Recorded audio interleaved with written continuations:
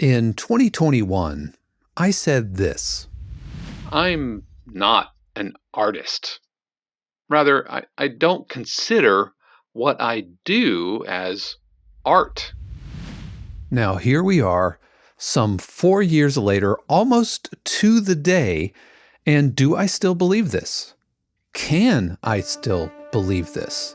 In the age of AI and technology, is artisan thinking a luxury that I can still have and still try to have a sustainable career in production music? What's the path forward? Well, that's what we're going to be talking about today on this week's episode of the 52 Qs podcast.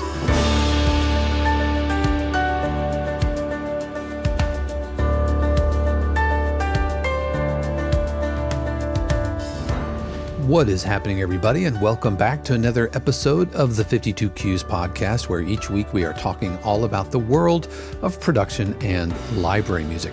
My name is Dave Kropf, and not only am I a composer, I am also a professor of music production, and it is so good to be here with you today, whether you are watching on YouTube or listening to the audio on the go. As always, a huge word of thanks to our family, friends, and neighbor subscribers of 52 Qs who are composers just like you looking to write better music, but also find success in the sync music industry. And 52 Qs is there to help with workshops, Zoom feedback sessions, live streams, pitching to real music libraries, an amazing community, and a ton more. If you want to learn more, you can head over to 52qs.com or stick around because I'm going to be talking about how you can join us a little bit later in today's episode. Speaking of later in today's episode, I am going to be featuring my recent hip-hop dramedy cue that I'm working on for a library. It's called Resting Witch Face, and we're going to take a listen to that a little bit later. But let's go ahead and jump into today's topic.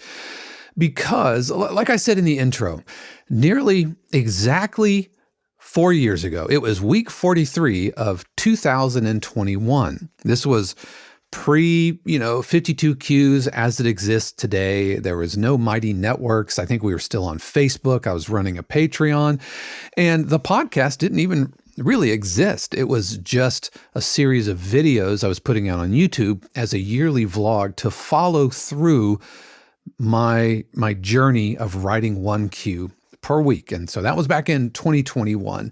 But one of the realizations I made as I was working through this idea was that I am not an artist, and that what I am doing here and production music in general is not art. And I focused back then mainly on sustainability and focused on balancing the weight of art and the thing that you are making having to lift or rise up to the importance of art. And it guided my mindset when I sat down to write. And I called it the artisan mentality, or with students, I will say artisan brain versus artist brain. And I still submit that that what I am doing here isn't necessarily art, in that I just can't with a straight face hold up like a plucky little dramedy cue that we're going to listen to a little bit later next to like Stravinsky, right? The Firebird Suite. That's insulting to Stravinsky to say what I'm doing here rises to that definition of art.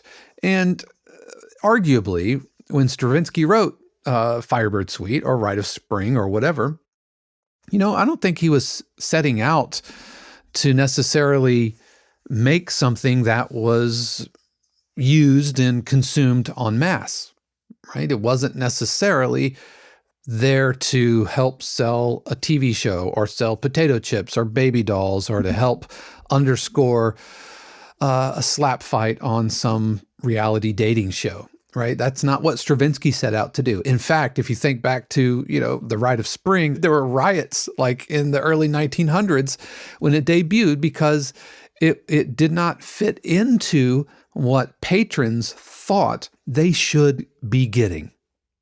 which was a nice ballet put on by the Russian ballet company.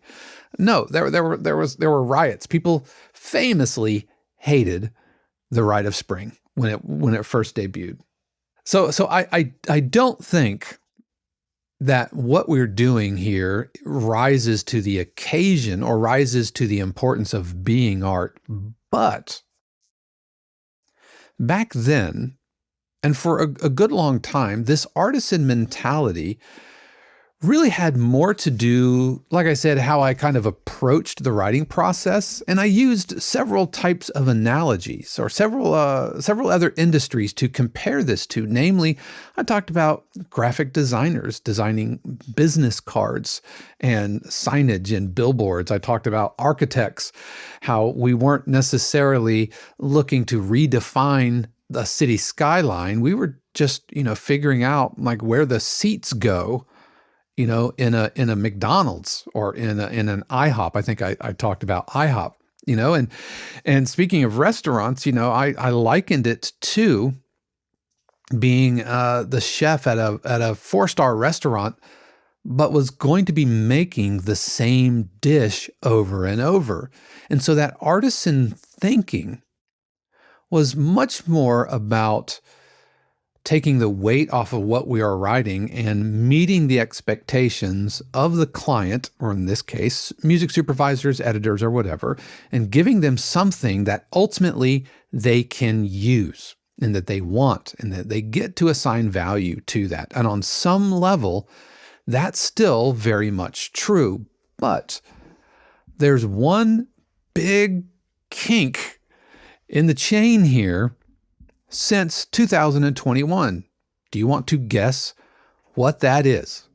What has fundamentally changed in the world, but especially in the world of technology, since 2021?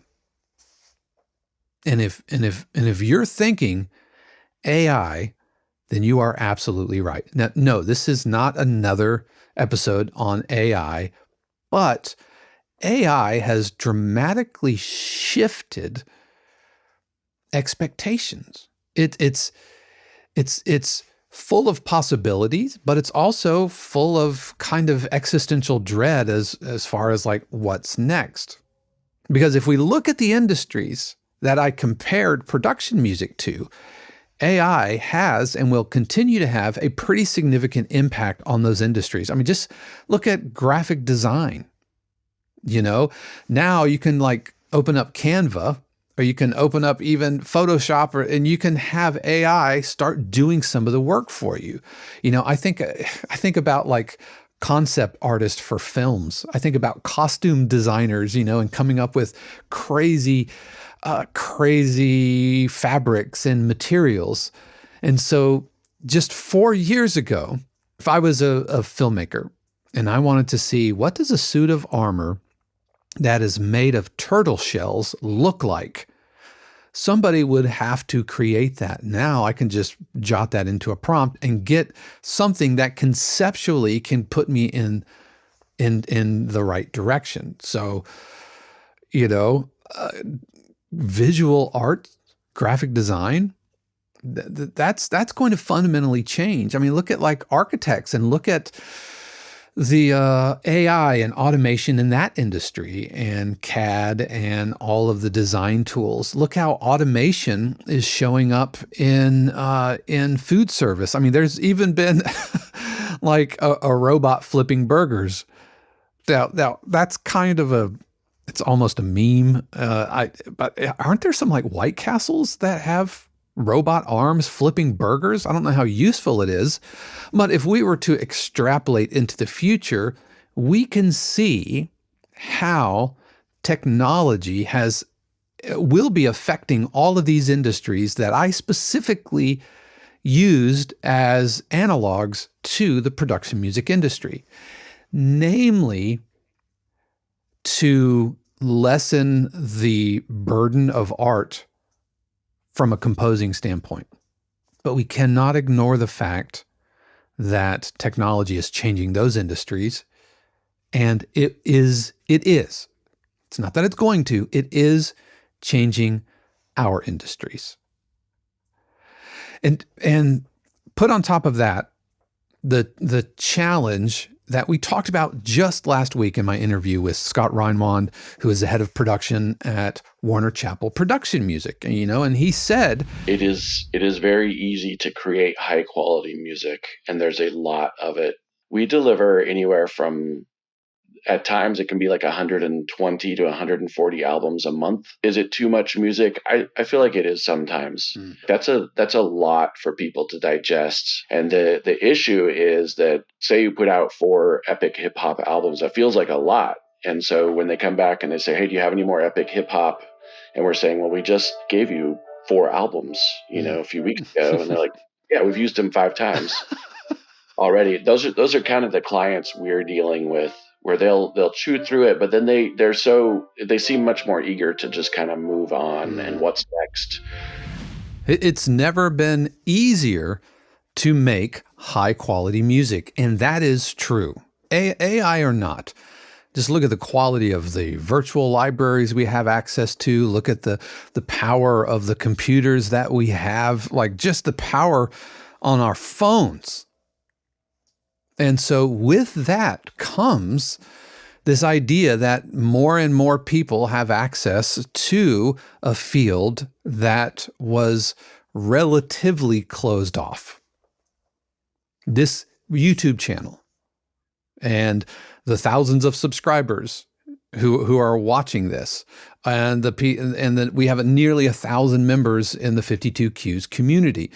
So the word is out on production and library music, and more people are attracted to this industry for the exact same reason that I'm attracted to it. You can do it from all over the world. You don't need 2 million followers on TikTok. You don't, have to have access to Hollywood string players. You don't have to live in Hollywood. You can still have a balance of normal life and relationships and marriages and cats and kids, and you don't have to sacrifice everything in the name of art. But that comes at a cost. So it feels kind of existential dready right now.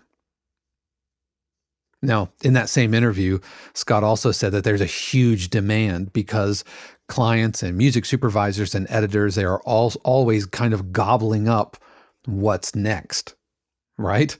It used to be that library music was, sent out on CDs and all of that kind of stuff. And so production companies had a very limited amount of music that they physically had access to. So they had to use the same cues over and over.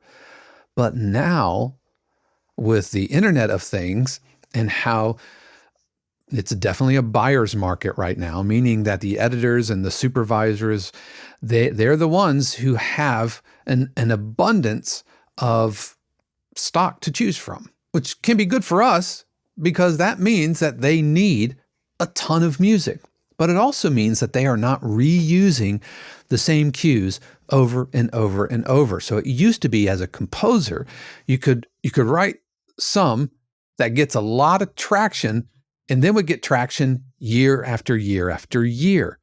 And yeah, I have some cues that get used and have been used for over by this season, by 10 years. But the vast majority of the plays that I'm seeing aren't from that first album necessarily. So the business model that you write a bunch and then just kind of coast, I kind of think that's over, which means that we as composers have to have sustainable output, sustainable creativity. And this is where artisan mindset really, really comes in, because I think that that's still valid. The artisan approach, you are making something of high quality that needs to be replicable so that you can sustain that output. But technology is shifting the quality. I think that's the biggest shift from 2021, is how technology, by democratizing all of this, has meant that we can no longer our music can no longer just be functional. It can't be mass produced. Because I think for some of us, and I'm going to put myself in this category. For some of us, although we kind of set out to be the Michelin restaurant chef, that's what we aspire to. But ask yourself and be honest with yourself. Are you treating this more like McDonald's? I mean, I've even used the analogy that I'm much more like a Waffle House chef, just taking orders, filling orders, putting them in the window, and moving on. But are you thinking more like the Michelin chef, or are you thinking more like the McDonald's line cook, where everything is mass produced, it's done in an assembly line, maybe with like the same ingredients over and over, and you're just going to keep dropping fries, keep putting salt, keep putting the fries in the bag, stick them out the window. And you're just making the same mass-produced food over and over.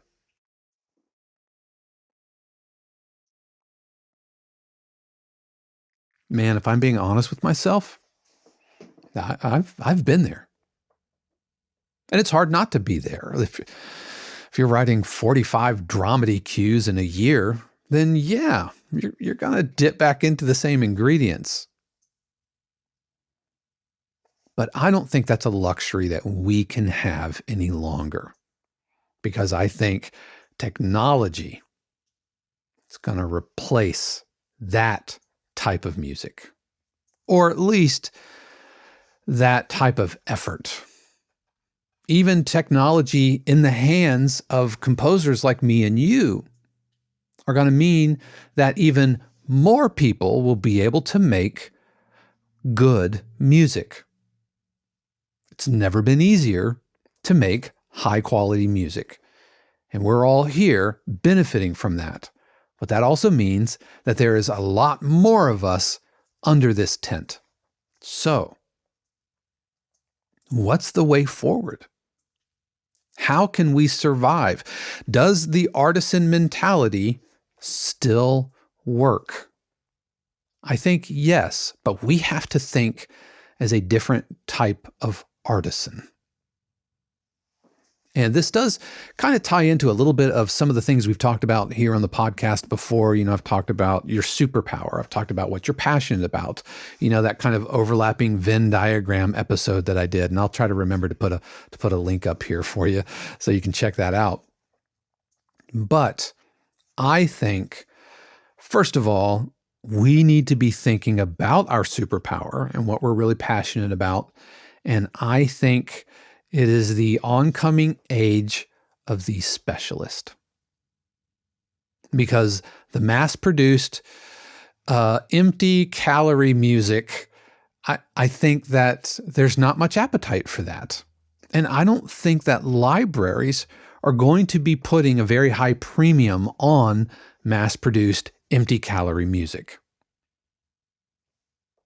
I did a lot of chatting over PMC, and I've talked to plenty of libraries. And whenever I ask, what are you looking for? What as a library, as a publisher, what do you need? And nearly all of them will say something to the effect of good music.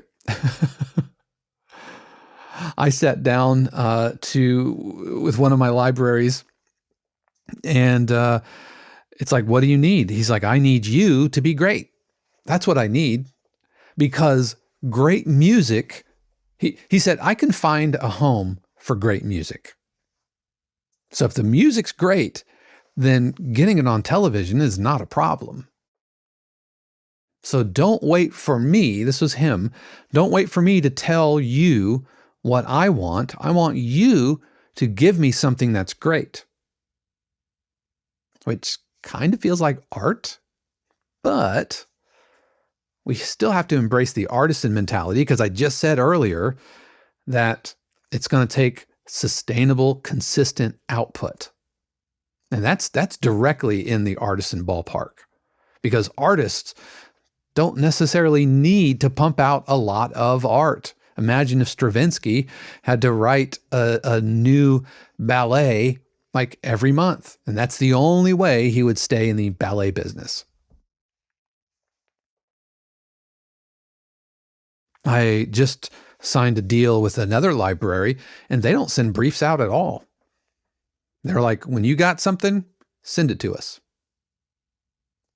Now that specific library is pretty unique because the onboarding was nearly all artist focused, even though I am an instrumental production music composer. But looking at their onboarding, I mean, they were asking for headshot. They were asking for a bio. And they don't send out briefs. I send them what I have. And if they're like, yep, we can run with this, then they will pitch it. Now, this specific library works a lot with ad agencies. And so they're very artist focused, and yet with an artisan mindset behind it in terms of sustainability and all of that. And that onboarding, that composer onboarding was pretty intimidating. Now, granted, they also work with artists who are like releasing songs, and they're on Spotify and YouTube and or iTunes and all of that stuff. But that's still part of the process that I need to follow when I go into their catalog. So how I plan on moving forward through all of this and surviving through all of this is kind of doubling down on being a specialist. What am I really good at? What do I love doing? And being the best at that, and allowing that specialization to permeate everything that I do, nearly everything that I do. For me, it's groove and rhythm and just beats and percussiveness. Just it's who I am, and it's how I write. And so I am making a very conscious choice on recognizing how those elements, my superpower, can be infused in everything that I write. Whether it's a dramedy cue, and you're going to hear it a little bit later in this cue, because there are beats and an element of groove. If you're not like nodding your head, then I haven't done my job, and I've not really flexed my superpower. But I'm going to find a way to infuse any type of cue that I'm writing: tension cues, dramedy cues, uplifting cues, intrigue cues. I'm also going to steer clear of things that I know that I am not a specialist in. And I don't need to. And isn't that transformative? Like, I don't need to write trailer music. I have crazy respect for trailer folks. And anybody in the community, they know that trailers just aren't my thing. I recognize that a lot of you watching right now love trailer music, and I bless and affirm you, and I will be there to help, coach, mentor. I'm happy to give feedback, but as a composer, I don't want to write trailers, and I don't have to write trailers. Even if there's a brief that comes across my desk, I don't have to write it. I could say the same thing about any myriad reggae. I don't write a bunch of reggae. I don't write, a bunch of like horror cues and that kind of thing. But I'm going to lean into my specialization and identify it. So if you are watching or listening to this now, I want you to take a moment to really and soberly ask yourself, what is your specialty? What is your superpower? I believe we all have one. And that superpower could be something like, for me, I've been playing drums since 1985. It's just seeped into the groundwater of who I am as a musician, not just a player, performer or composer, but musician. It is deep, deep into who I am as a musician. Is that 40 years? Yeah, that's 40 years this year. That's how long I've been playing drums and percussion, for 40 years. Maybe you don't have the benefit of having started an instrument in 6th grade. That's okay. But what are you passionate about? What do you love? And be the best possible iteration of that thing and strive for it, which means you will be doing the same thing over and over. You will be doing the reps. Don't flutter off to the next little flower because you get a taxi brief or you see something come across on LinkedIn and somebody's looking for this. You're like, oh, I could try that. Now, that having been said, it's totally okay to try things. But everything I've been talking about for like the last 20 minutes talks about how technology is moving the bar and raising the bar, and we're going to have to achieve that. We're going to have to reach that. So I think one of the ways is being highly specialized. But here's another thing, another point of how we survive. We talked about you have to specialize and be really, really great at that thing. But here's another truth, an inconvenient truth for you. We got to get better. Good isn't good enough in the oncoming industry. It's just not. I keep going back to this quote. It's never been easier to make high quality music. That's what Scott was talking about last week when he talked about saturation. And yeah, that can absolutely be discouraging. Somebody over in the community is like, hey man, do you guys really find this discouraging? And I could completely understand that. But we, as composers, have to call ourselves up to a higher standard. We have to get better at writing music, which means we have to understand our tools. We have to understand the DAW and how to really work it, which means we have to be better musicians. Does this mean that you have to be able to sight read a Bach concerto? No, but you've got to become a better musician if you hope to not just survive in the upcoming shift that technology is bringing, but if you want to thrive. We have got to be better. We've got to learn more. We've got to always adapt. We've got to continue to improve our skills, continue to improve our understanding, continue to learn new techniques, continue to get feedback. It's the bedrock of what we are doing here at 52 Qs is feedback and coaching. But even myself, I put my cues into feedback sessions sometimes. In fact, the cue we're going to listen to today, I specifically added into a feedback session, and there are changes that I made in the cue that are a direct result of feedback from my students, because I don't have all the answers. And the only way that I'm going to get better is to have somebody, not me, put ears on it. Anyway, that's a deeper topic about like feedback and how important that is. But at the end of the day, we've got to get better, and we have to hold ourselves up to a higher standard. Because I'm telling you guys, technology, AI, and automation is coming for the low effort, mass produced, empty calorie music. So we do need to be the 4-star Michelin chef and not fall into fast food thinking. And that takes time.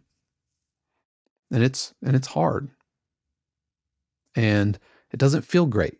Nobody likes sucking at things. Lord knows I don't. I've talked about that on the podcast, how I play all my video games on easy mode. I'm in the middle of working through Super Mario Galaxy on Switch because I freaking love those games. And I put on syst mode. So if I fall off, I just bubble up to the top because that's how I roll in video games. So nobody likes sucking, but you've got to be bad at something so you can learn how to be good at something. And that bar is raising, my friends, and we have got to get better. That's how we survive. Which leads me to this kind of new artisan thinking and shifting how the old artisan mindset, which was more about consistency and about replicability and the craft of it, which I think is still somewhat salient to the point here. But I want to shift the artisan mindset from output and commodification to handcraftedness, to authenticity, specifically human authenticity in an increasingly automated world. Because that's the other way of thinking about artisan and what that word means. And so this is me shifting my way of thinking. Not Dave, the artisan, the 2021 Dave, who was thinking about sustainability. But the artisan of 2025 has more to do with authentic humanity. And I believe that that is going to be a highly valued commodity and an increasingly valuable commodity. And I don't just mean record something on every track, even though I think that's super valuable. I think it means human curiosity, human creativity, human looking at problems or looking at challenges from different angles to try to come up with a unique perspective. When we think of the artisan baker, yes, we think they're going to make a ton of that bread, but they're also going to be like affixing a handwritten label on it. They might mill their own flour. And maybe they don't crank out 1,000 loaves of bread that they're going to try to get into every grocery store in the name artisan. But maybe they only make 5 loaves of bread. But they're the most amazing bread you've ever tasted. So it's not like they can't mass produce it. They're just choosing not to so that what they are producing has a higher quality. Still thinking, is this usable? Can editors edit this? Does it have edit points and buttons and all of the mechanics? It still has to be an edible loaf of bread.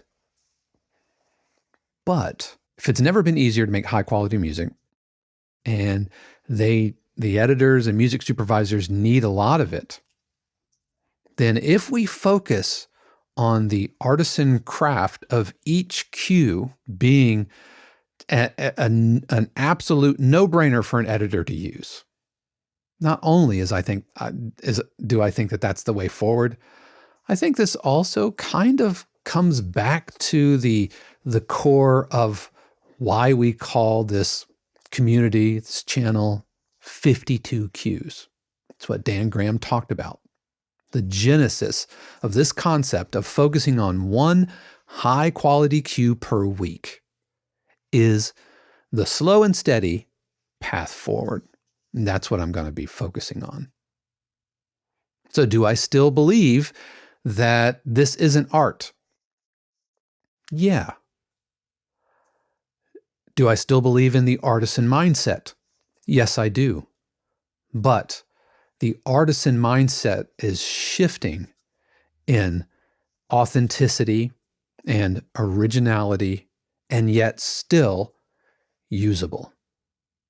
That's what I'm going to be focusing on forward. That means I might be experimenting with sounds. That means I might be taking my my Zoom recorder out and like sampling things. Last week during one of the live streams, they were working on my my solar panels, and so there was this crazy drill sound, and it totally interrupted the live stream. And I was like, you know what? I'm going to turn on my mics and record it. And I turned that into a pad sound, and it's in the queue. That got accepted.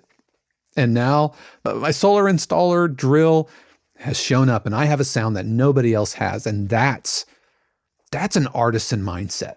How can I take this thing and use it and still sell it, but finding authentic, unique, original ingredients? That's my path forward. But what about you? Do you think this is still art or isn't art?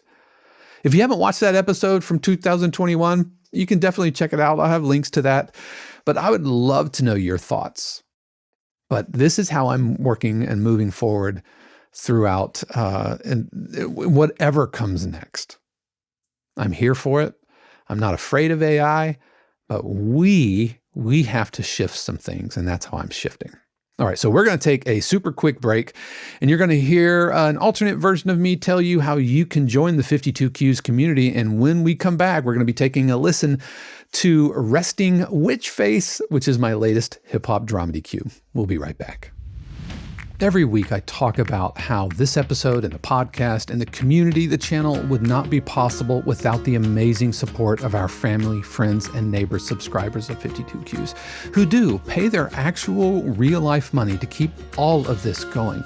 And in addition to being thriving members of the community, as well as supporting me and Shannon and everything that we're doing here, they also receive extra perks like live streams, workshops, Zoom feedback sessions, hundreds and hundreds of hours of video archives, weekly cue breakdowns, production music almanac, living ebook, and the opportunities to submit to real music libraries. Now, it's free to join 52 Qs. You can just go to 52qs.com and sign up, be a member of the community. We would love to have you. It will always be free to join the community. But if you've been watching, or if maybe this is your first time, but if you're wondering, is there a way to kind of level up my production music skills in the industry, meeting like-minded, super friendly, very generous composers? Then why don't you think about subscribing? Memberships start at around $4 a month, and we would love to have you. Again, that's 52qs.com.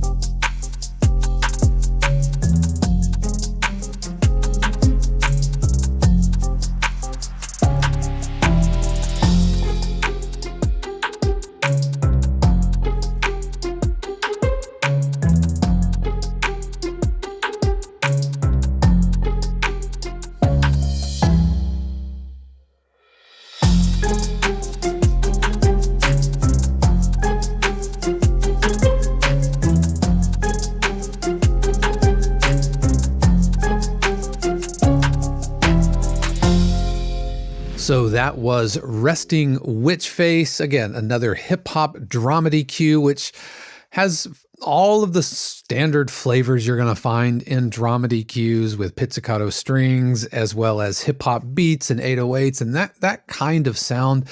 And so even as I'm listening back to it right now, I'm thinking, okay, what would the new artisan Dave, what would I do differently? And we're really not to change this cue, but moving forward, how can I embrace the artisan approach? And maybe it's recording my own melody samples. Maybe it's doing some more sound design things. I don't know. I'm sure I'll be playing more from this album because I've got to do 9 more. As far as some of the other albums I've got in progress right now, I am working on an album of investigative cues with hip hop, or not hip hop, but like groove elements, an album of those. Got another library in Q1 that wants an album of these types of hip hop groove infused dramedy cues. And I just got a brief from a library who is looking for kind of California pop, upbeat kind of sounds. And this is not even including all of the things we've got going on in the briefing room, in the community. We are just working and wrapping up a brief for PGA, a brief for the NFL. This coming Monday, as I'm recording this coming Monday, we're having our first Sync Accelerator brief, which is closing. Looking forward to hearing those submissions and then leveraging the tools from our friends over at Real Crafter and pitching a cinematic synthwave album. So many amazing things going on in the community, and it's been good. This reshift of artisan thinking has kind of invigorated my my output, and I'm looking to end the year nice and strong. So that is going to do it for me this week. And thank you for joining us. I know you have a ton of options out there, and that YouTube or on the podcast.